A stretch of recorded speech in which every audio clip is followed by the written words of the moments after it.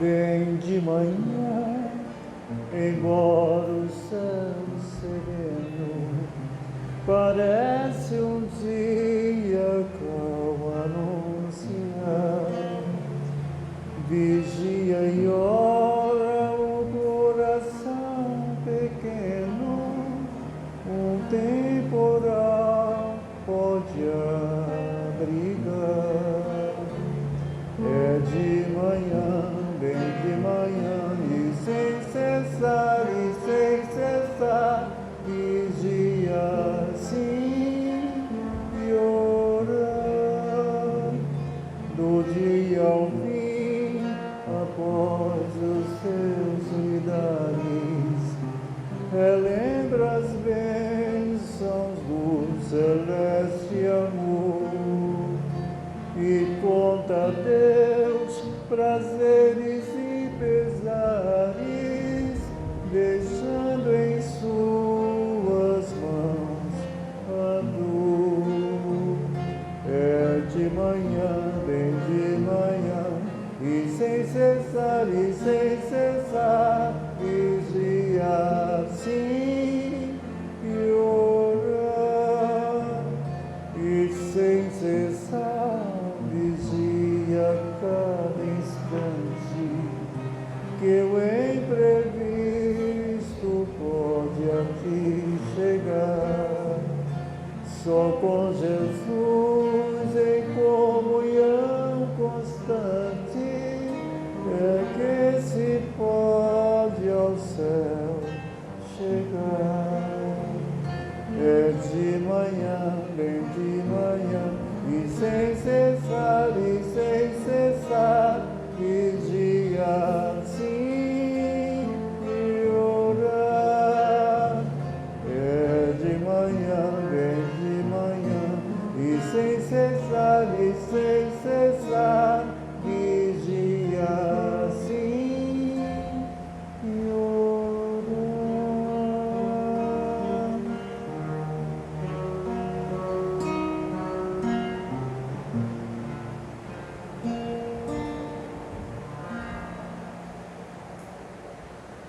E traz no Evangelho aqui no capítulo 13, que a vossa mão esquerda não saiba o que dá a vossa mão direita, no item 9, essas instruções dos Espíritos, em cima do texto do Evangelho, que começa no item 9, falando sobre a caridade material e a caridade moral. Quando você toca na caridade material, eu lembro de uma passagem que tem do Chico Xavier, que você pode encontrar muito facilmente no YouTube, que nos anos 70, né, fizeram uma entrevista e perguntaram a ele sobre crise. E é importante a gente lembrar do que eram os anos 70, os anos 80, quando a gente falava de inflações que chegaram, se você imagina hoje, que as coisas estão subindo, mas a inflação está em torno de 4% ao ano ainda. Nós chegamos a 6.000% de inflação. Era um negócio fora de série. O pessoal queria comprar o leite e o pessoal do mercantil não vendia, escondia, porque no outro dia 1 litro de leite valia 2, 3, 5 litros de leite. Então ele não vendia. Tinha que ter os fiscais. Lembram que na época do Sarney, nos anos 80, tinha os fiscais do Sarney, não era isso? Para fiscalizar quem estava escondendo produto, faltando produto, carne, pão. Quer dizer, e é lógico que havia uma crise muito forte, em termos gerais. Mas quem viveu aquilo, que a moeda só veio se estabilizar aqui no plano real, em 94, e nunca deixou de ter situações, por exemplo, de pessoas ricas e de pessoas pobres, de pessoas ostentando e de pessoas miseráveis. Não foi a estabilização do plano, não foi o cartão de crédito, nem com as endividações, os endividamentos muito altos, que a miséria deixou de existir. É um mundo ainda que nunca se produziu tanto materialmente, e ainda assim nunca se teve tanta fome. Mas a questão, quando a gente encontra nesse momento uma pergunta ao Chico sobre crise. Diz: Chico, e a crise, Chico? E ele diz: crise? É, Chico, a fome, Chico. Ele disse: meu filho, as nossas mesas são tão fartas. Se a gente soubesse dividir um pouco o pão. E é interessante, porque no mundo em que a tecnologia ajudou a produzir tanto, eu estou falando 40 anos depois dessa conversa, nunca se produziu tanto e nunca se passou tanta fome. Ao mesmo tempo, nunca se desperdiçou tanto alimento. Basta chegar ali no mercado todo dia, depois de meio-dia, o tanto de coisa que se joga fora. Basta olhar para o seu lixo. Porque é uma coisa que inicialmente é individual, queremos não desperdiçar, como diziam os pais nossos. Desperdício, destruição não é fartura, não era isso que os pais da gente diziam? Então nós nos cuidarmos, para darmos o valor que tem o alimento, cuidarmos das nossas emoções, para a gente não achar que tem que encher a casa de coisas, porque se tiver uma crise não vai poder comprar, não vai poder pagar, coisas que a gente sabe que vão perecer, apodrece. Materialmente, a gente tem que entender, na matéria existe dor, velhice, doença e morte, não só para nós, para tudo, é uma transformação constante, os produtos estão perecendo. Então, não adianta querer parar a transformação da matéria. Ou seja, achar que guardar demais, entenda, não é não guardar, não é não ter uma reserva prudente, é o demais, é o excesso. Querer se blindar de dinheiro demais, de comida demais, de segurança demais, a gente vai entender que a vida, ela não é, a material não é segura, ela é cheia de transformações, é da natureza dela. Se a gente começasse a compreender isso, e começasse cada um a fazer a parte que lhe toca, possivelmente nós gastaríamos melhor os nossos recursos, desperdiçaríamos menos, viveríamos bem com o necessário e, consequentemente, iríamos observar que ia sempre sobrar alguma coisa na nossa mesa e que esse que sobra, se a gente desse atenção a ele, não necessariamente ele iria para o lixo, ele poderia ir para o lugar de alguém que tem fome. Então, muito maduro, o Chico não negou a existência de uma crise, ou negou? Quando perguntaram: Chico, e a crise, Chico? Ele disse: crise, meu filho, mas nossas mesas são tão fartas. Se a gente soubesse dividir o pão. E o que é que mudou? Tudo mudou.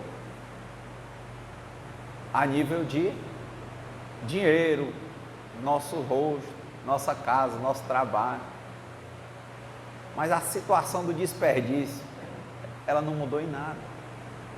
A situação de pessoas querendo que não haja mudança na matéria, não mudou em nada.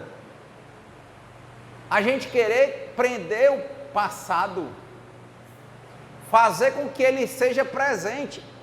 Não é possível. Queremos controlar o futuro. Não é possível. Temos pânico de pensar em uma doença. Cuidar de uma doença é uma coisa, se proteger de uma doença é outra. Agora, ter pânico de uma doença é outra. Ter pânico da morte é outra. Ter pânico da dor é outra. Por isso que é importante começar entendendo: dor existe, doença existe, velhice existe e morte existe. E isso faz parte, é natural, na matéria. E o Espiritismo vem para mostrar o quê? Que o espírito é imortal. E que lá no plano espiritual, que interage com o plano material, não quer dizer que é algo estável. O que há é um amadurecimento constante, é a lei do progresso constante. Então a gente vai continuar amadurecendo, crescendo, sendo melhores do que nós mesmos a cada dia. Mas a cada vez que a gente sente uma dor e que a gente não aceita, a gente sofre. E pior, começa a lutar para não haver dor, só que vai haver. Por que vai haver dor? Porque nós somos apegados ao passado.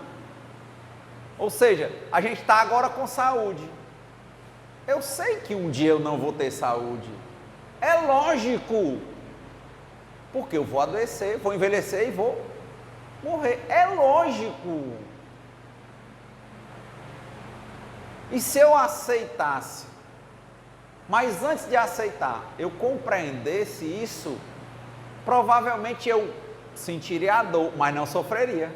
Por isso que os espíritos falam que a dor é necessária, mas o sofrimento é opcional. As coisas do desespero entrega nas mãos de Deus. Faça a sua parte. Que Deus me conceda a serenidade para aceitar o que eu não posso modificar. Coragem para modificar o que eu posso. Faça a sua parte. Com certeza, mantendo uma rigidez mental, você está fazendo uma caridade com você. E com a caridade com você, você se cuidando, você tende a dar cada vez menos trabalho aos outros. E ao invés de dar trabalho aos outros, você vai poder irradiar a bondade que você cultivou dentro de você. Porque pega, não só pega coisa ruim não, diz que a convivência até a perna quebrada pega, mas a alegria também pega. Então a constância, a permanência nas coisas que vai fazer, estar bem para irradiar o bem e aí fazer o bem.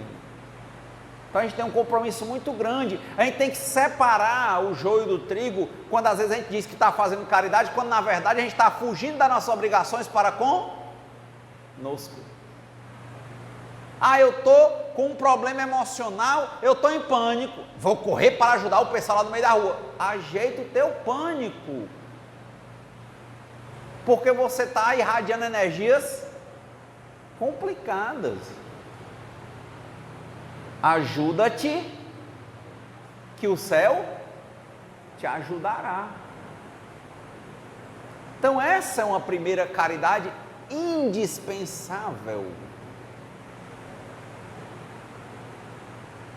Se autoconhecer, se autoexaminar, fazer a sua parte para com você mesmo, no que lhe toca, pedir ajuda ao que você não, aos espíritos, a Deus, a quem você achar que pode lhe ajudar, para o que você não pode mexer, para lhe dar ao menos paz, para lhe dar serenidade, para lhe dar tranquilidade, equilíbrio, harmonia. Essa que ele começa aqui no parágrafo: compreendeis bem o que pode ser a caridade moral, a que cada um pode praticar. Quem é que pode roubar de você o direito de você cuidar de você mesmo? Ninguém. Saber praticar o desligamento emocional, quer dizer, um afastamento de relações doentias, se afastar de pessoas, ambientes e situações. Não é isolar, não é se intrigar, é no momento que a pessoa está querendo lhe dar só barulho, olha, fica com o teu barulho que eu fico aqui, e eu vou trabalhar o meu equilíbrio. Quando eu estiver bem e você quiser ficar bem, eu vou estar aqui para te ajudar. Mas os dois afundarem juntos, não é para mim. Aí é uma caridade para com você e para com o outro. Porque muitas vezes, dizia Emmanuel, temos que dizer não. O sim é bom, mas nem sempre ele é um mel.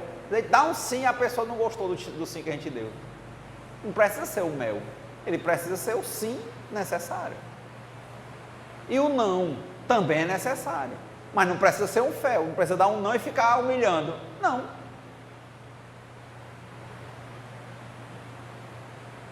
Então, essas questões de caridade material a gente começa a entender pela frase do Chico.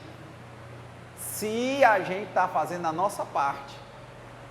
Deus é tão sábio que Ele coloca no nosso campo de visão grandes possibilidades de atuação.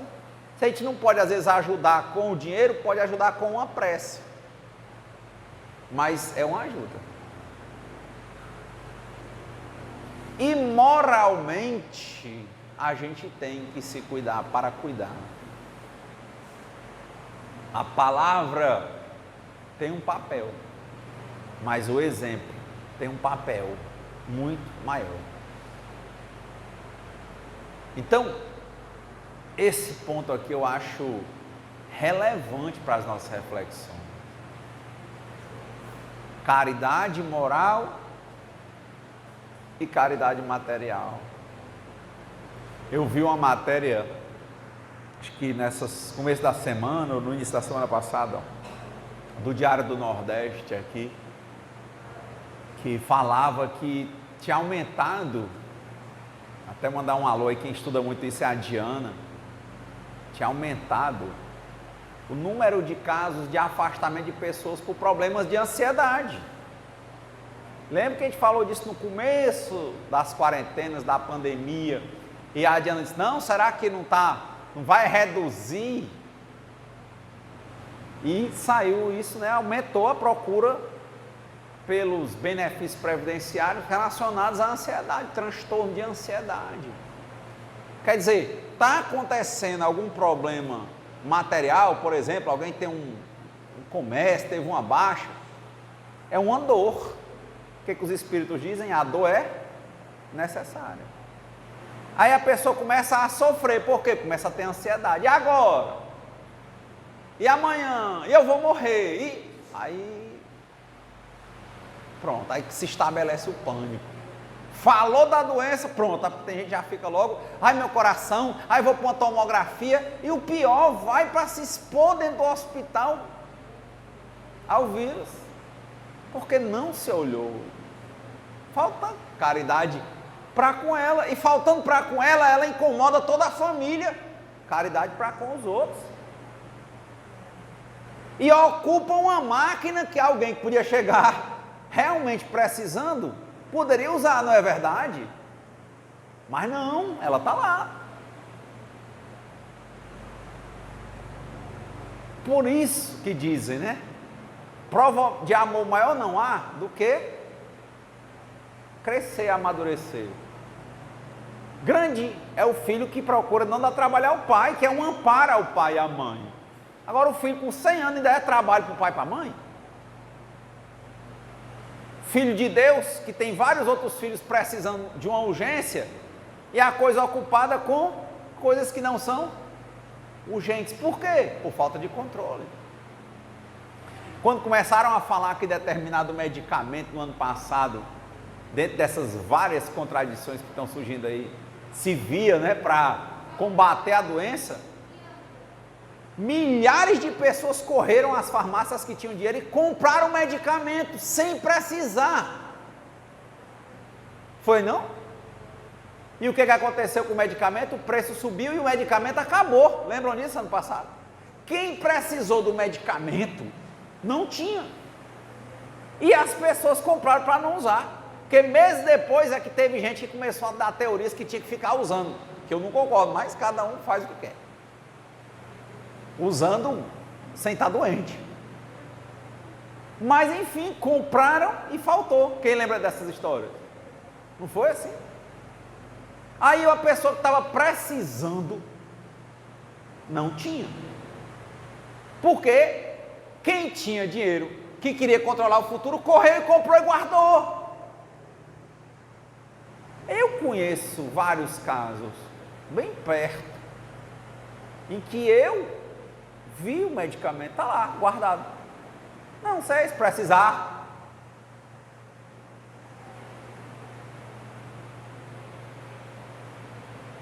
Uma pessoa de bom coração disse assim: rapaz, para que esse negócio dessa vacina,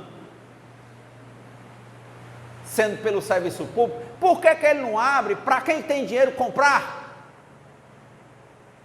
Que aí deixava de superlotar o serviço público. Aí uma pessoa olhou para ele e disse assim: mas o senhor não está entendendo, é que está faltando para todo mundo.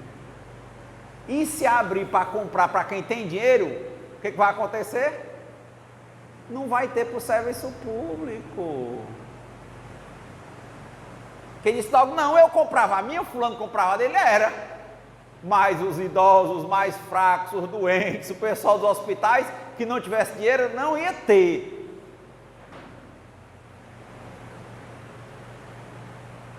Entende que a nossa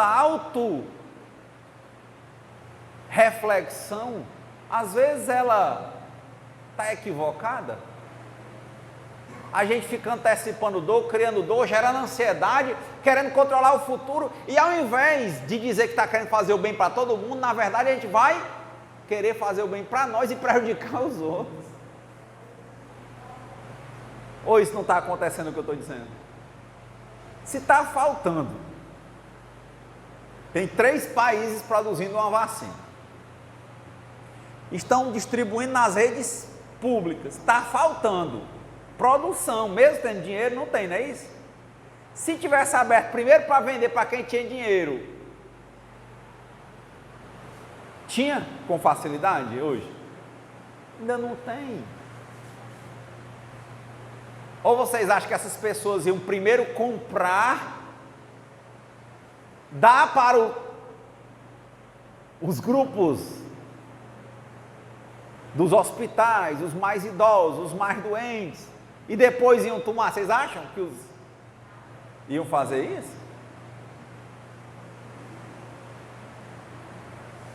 E a grande pergunta, Renato, bonitão, né? O dedão dele aqui apontando para eles, ó. Mas é um dedo para eles e quantos para ele, ó? 3. Porque eu quero dizer para vocês que não aconteceu, mas eu não posso dizer para vocês como é que eu ia reagir. Por quê? Porque ainda sou como vocês, um espírito imperfeito. Que é isso? Eu recebo inflexões sobre o que é bom e muitas vezes eu tendo para o erro. E para que serve o Evangelho? Para a gente se auto-analisar e se observar, ver as fragilidades da gente e não se fazer de sepulcro caiado, achando que a gente é puro. Não somos. A gente também tem medo. Agora, qual é a diferença de uns para os outros? O nível evolutivo. Como é que a gente sabe? Com as atitudes. Por isso que eu digo, exemplo é exemplo. E quando é que eu vejo a atitude? Na hora que o problema acontece.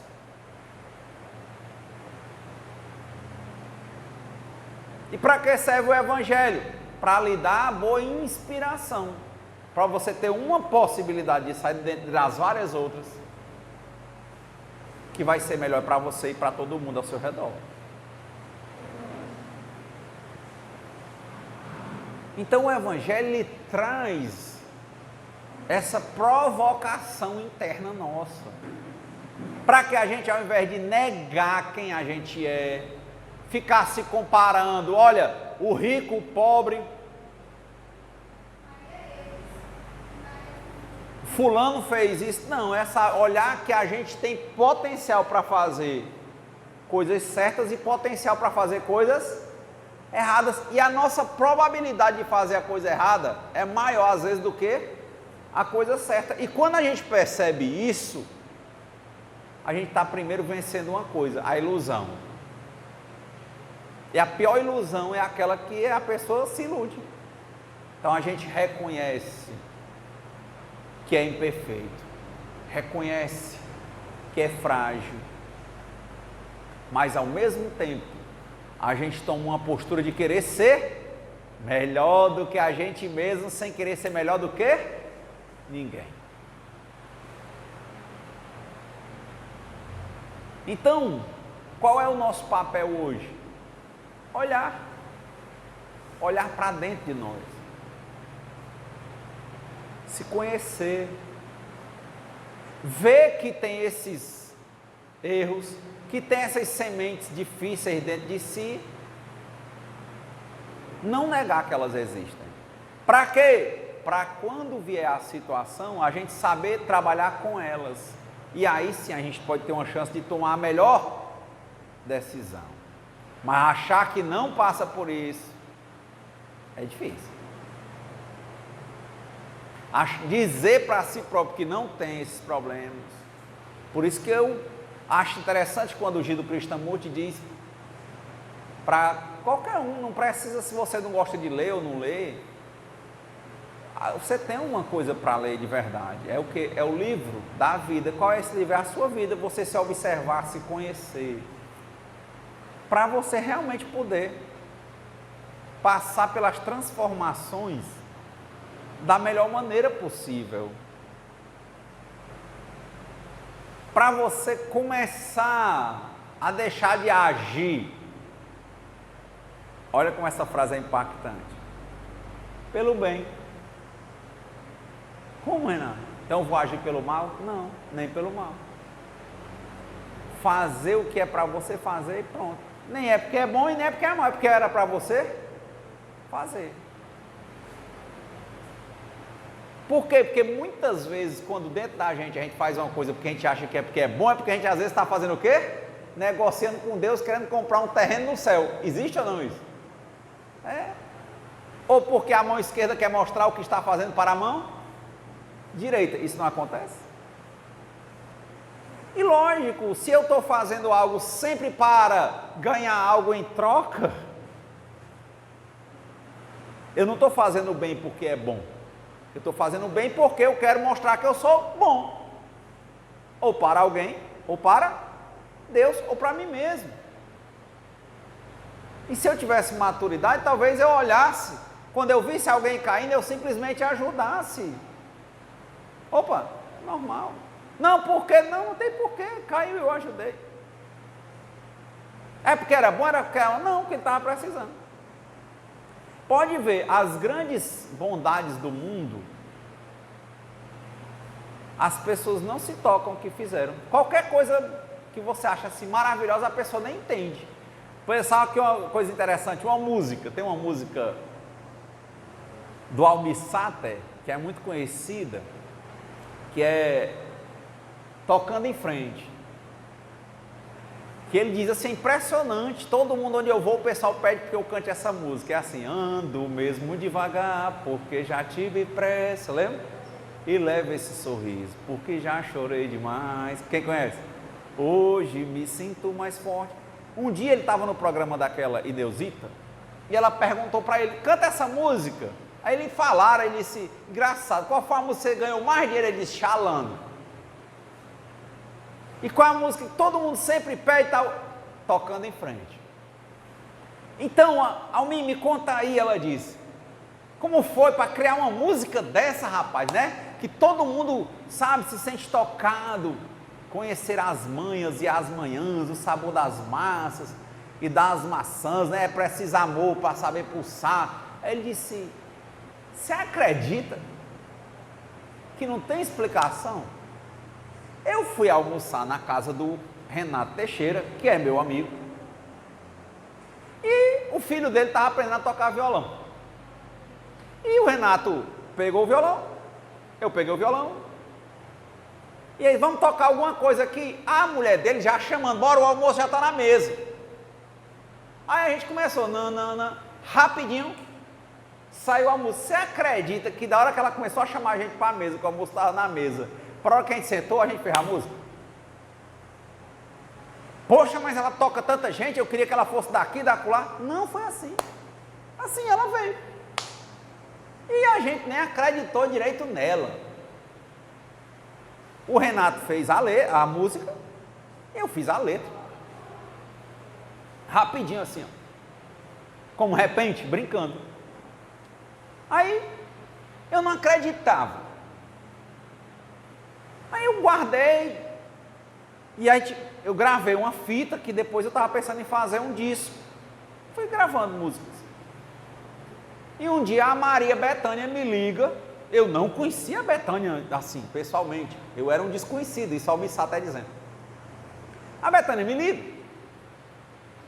Aí disse, Maria Bethânia, ele ficou logo assim, porque ela já era famosa. E ela queria, se ele não tinha alguma música, né, para ela pegar a música do compositor para ela musicar, que ela é cantora. Aí ela disse, você não tem nenhuma música? Ele disse, não, eu só tenho música aqui para minha lavra mesmo, só para eu... Aí disse, não, pois me cante aí qualquer um. Aí ele disse, não, eu fiz essa aqui, botou essa aqui com o Renato. Ela disse, gostei, eu quero. Tanto que quem gravou primeiro foi a Bethânia. Ele não acreditou na música. Ele disse, como é que a gente acredita? As coisas boas, as coisas mais maravilhosas da vida, elas acontecem assim, ó. Sem pensar que elas eram boas ou eram, mas elas acontecem. Não é programável, não é palpável. Aí ele disse, rapaz, diz aí, que aí ela acabou conversando comigo, com o Renato, aceitamos que ela gravasse. A música foi um estouro. Pronto. E é engraçado, pois podem procurar essa história no YouTube. Ele fala mais ou menos desse mesmo modo.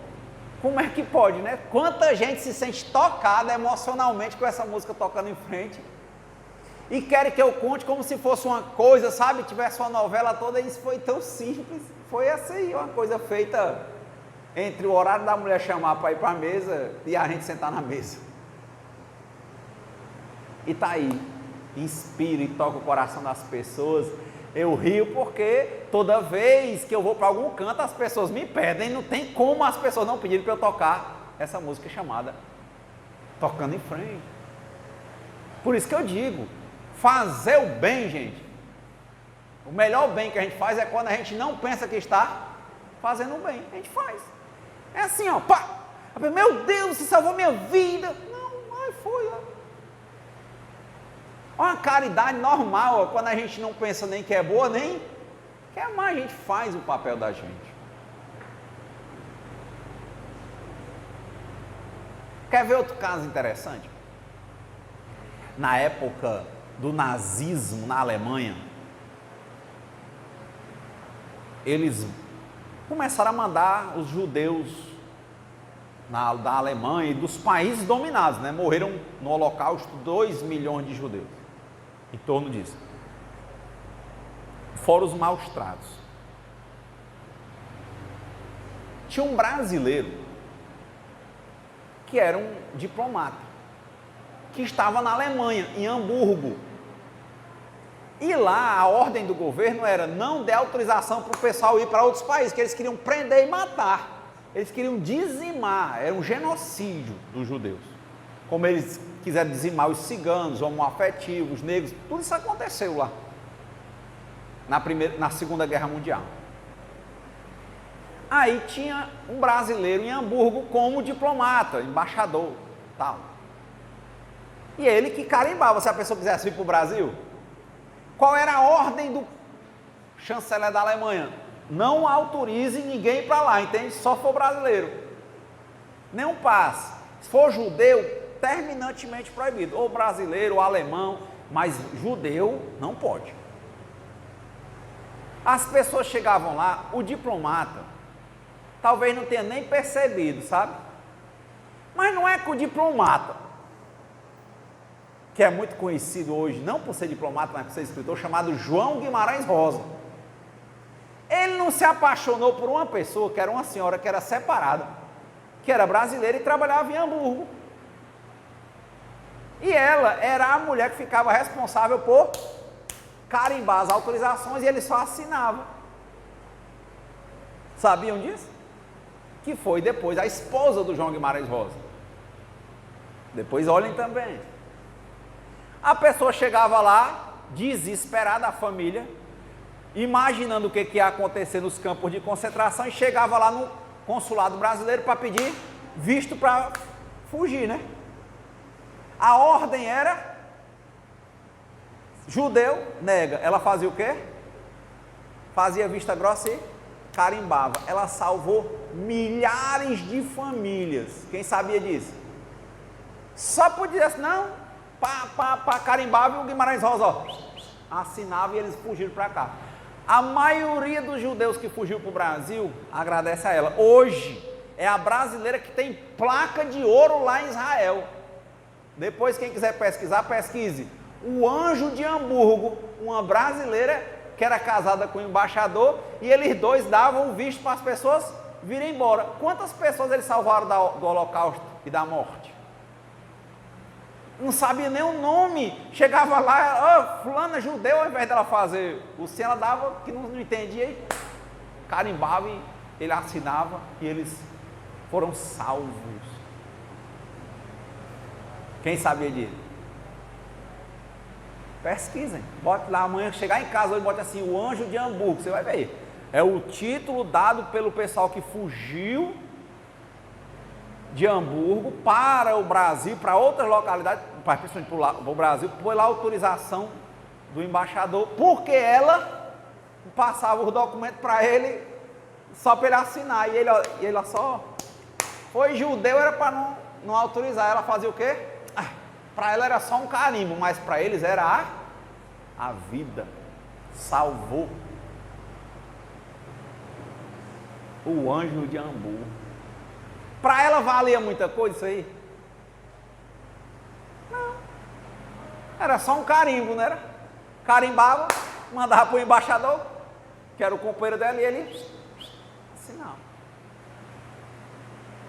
Pais, você vê a história quando você for assistir em casa sobre o Anjo de Hamburgo, você vai dizer, ou mulher boa, ou não sei o quê. Você via que a vida dela nunca foi para ela um estrelato, nunca nada, normal. Ela fez o que ela achava que era certo. Não era bom, nem era ruim, para ela era certo, era o que ela tinha que fazer. Estava na caneta na ponta dela, o marido dela que assinava, e acabou-se. Ela podia ser presa também pelos nazistas, podia. Ela não quis saber não. Vários relatos contam que a pessoa chegava, quando descobriram, né, quem era tudo, quando passou a guerra, as homenagens, né, que ainda até hoje, né, que ainda tem gente viva do Holocausto, que fazem em Israel, falam, chamavam ela, que ela faleceu já há muito tempo. E todo mundo que conta, não, mamãe, normal, nunca. Para ela era uma coisa tão nada, né? Só um carimbo.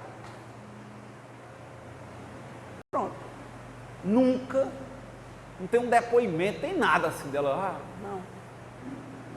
Ela fez o que ela sentiu naturalmente que era certo, não porque era bom, porque era ruim. Para mim isso aqui é que eu tenho que fazer. Você vê, ela nem sentia. Para a gente encerrar, por isso que é importante que a gente se cure, né? Porque quem está ferido fere, a gente tem que se ver para se curar, para que isso não seja medalha para a gente, não. É normal. É uma história que eu gosto de contar dos contos indianos, que tinham 3 discípulos que aprendiam lá com o mestre. E o mestre dizia, eu vou mostrar para vocês o que é um sábio. Aí quando chegou a época que eles terminaram o treinamento, ele foi levar eles para conhecer o sábio. Aí tinha que subir uma montanha, que o sábio morava lá em cima da montanha. Eles, na cabeça deles, começou a imaginar que era um grande homem, que vivia num palácio, não sei o que, não sei o que. Aí eles foram, né? Num domingo, dia de feira, ia ter a feira lá em cima, e aqueles feirantes subindo a montanha com aquelas carroças, animais, né? Para montar a feira lá em cima, e eles foram naquele cortejo. Tinha um porco que estava com a pata ferida e subindo com mais dificuldade. E o dono meteu o chiqueirador nele, sabe? Batendo no porco. E eles três e o mestre deles ficaram olhando e não fizeram nada. E um velhinho chegou para o dono e disse, não criticou o cara, não disse que ele estava batendo porco, não falou do direito dos animais. Sabe o que o velhinho disse? Por favor, quando ele parou de bater, quando o negócio... O senhor se incomodaria de eu levar o porco nas costas? Aí o cara pensou, é doido. Um porco fedorento está subindo, levar um porco nas costas. Mas para ele era bom, né? Que o porco ia chegar menos maltratado, né? Lá em cima. Pode levar. O senhor quer o quê? Não, eu quero só levar o porco. Pronto, levou o porco não apanhou mais. E eles três, bom, deixa pra lá. Aí chegaram lá em cima, foram dar uma volta, aí foram lá para a casa do mestre. Quando o mestre deles levou para levar para a casa do sábio, era uma cabaninha, estava um senhorzinho, quando eles bateram na porta, quem era o senhorzinho? O homem que levou o porco. Eles viram a mesma situação, mas não fizeram nada. Mas quando eles viram o homem, ficaram morrendo de vergonha, né? Porque, pô, o sábio levou o porco nas costas e a gente era mais novo e não fez nada. Aí o sábio não disse nada, eles ficaram com vergonha de dizer. Aí pronto, passaram o dia lá e o sábio fez o almoço para eles e conversaram. E eles inquietos com aquilo. Poxa, eu devia ter feito alguma coisa, né? Será que ele não quer ensinar a gente alguma coisa e tudo? Será que ele não fez isso? Será que ele não fez para mostrar para a gente o que é o bom, né? Aí quando foi na hora de ir embora, eles não se aguentaram e perguntaram. A gente tem uma pergunta para fazer para os senhores. Diga, por que é que o senhor carregou aquele porco? Aí sabe o que ele disse? Porco? Que porco? Não lembro. Aí eles foram para casa mais inquietos ainda, porque realmente no olhar dele, não tinha lembrança. Ele disse, é como o ar que a gente respira nos faz bem, não é? Quem é que se lembra que está respirando? Só lembra quando falta. Ele disse, para quem age com naturalidade dentro do que é para ser da natureza, nem é bom nem é mal, ele faz o que tem que fazer. Ele fez uma atitude que para os outros era louvável, mas para ele era o quê? Normal, natural. Ele não fez porque era boa, não quis ensinar ninguém, ele fez porque ele achou que tinha que fazer. E já pensou se a gente chegasse no nível de praticar a caridade moral e material assim, sem pensar que a gente está fazendo caridade? Quanta gente não ia poupar na cabeça da gente de ficar querendo mostrar para os outros que é bom, fugindo das nossas dores, que a gente poderia aprender com elas, para querer mostrar para os outros, ou para querer pegar, entre aspas, a dor dos outros?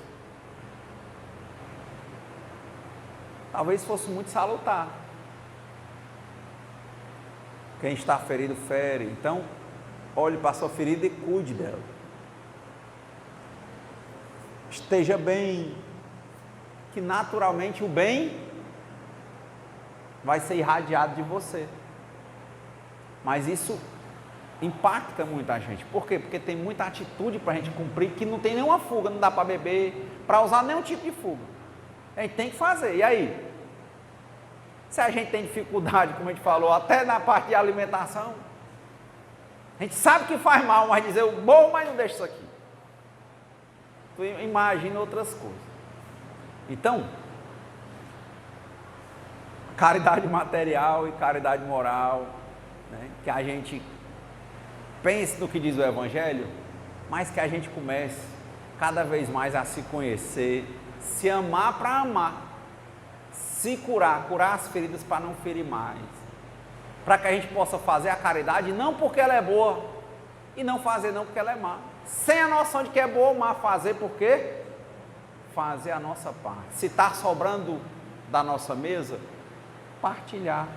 Se a gente está comendo um sanduíche, a barriga encheu, não joga no lixo não. Se sabe que não vai aguentar todo, corta logo para não ficar o subejo, né? Vê alguém, dá por isso, só porque já sabia, não é a mais, mas aí eu não tive a noção de caridade. Não, mano, o que importa é ajudar. Às vezes é até lógico. Então, mais uma vez eu peço, e antes de pedir eu agradeço a Deus todas as coisas que nos acontecem a cada dia, por toda dor, por toda doença, por toda velhice, por toda morte, por toda transformação que a vida traz, por toda a maturidade que a gente vai adquirindo com a dor, por todos os momentos em que a gente consegue sentir a dor e aprender com ela ao invés de sofrer com ela. E para tanto que a gente possa realmente ter serenidade, para isso que Deus nos conceda a serenidade para aceitarmos as coisas que nós não podemos modificar, coragem para modificarmos as que nós podemos e sabedoria para percebermos a diferença entre as coisas que a gente pode modificar e as coisas que a gente não pode, ou seja, que a gente tem uma vida não de reação, que aí é um cachorro que a gente pisa na pata, ele reage e morre, mas que a gente tem uma vida de ação, com compreensão. Muita paz e boa semana.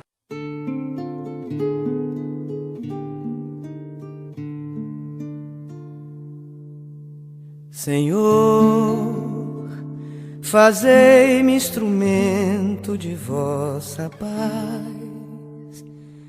Onde houver ódio, que eu leve o amor. Onde houver ofensa, que eu leve o perdão. Onde houver discórdia, que eu leve a união. Onde houver dúvida, que eu leve a fé. Onde houver erro, que eu leve a verdade. Onde houver desespero, que eu leve a esperança. Onde houver tristeza, que eu leve a alegria. Onde houver trevas, que eu leve a luz. Ó Mestre, fazei que eu procure mais consolar que ser consolado, compreender que ser compreendido, amar que ser amado, pois é dando que se recebe, é perdoando que se é perdoado, e é morrendo que se vive para a vida eterna.